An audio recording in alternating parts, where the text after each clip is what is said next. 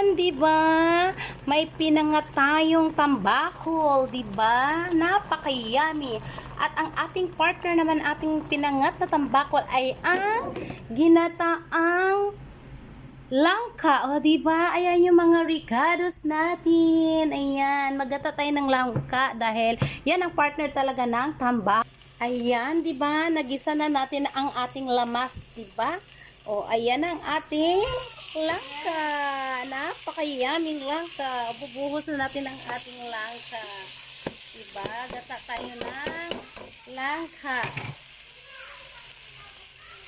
Yan na, kalalagay lang ng ating gata. O, diba? Napaka-yummy. Ang ating ginataang langka. O, diba? Ayan, luto na siya. Yummy, yummy, yummy na. Diba? Yan ang masarap dyan, yung naglalangis.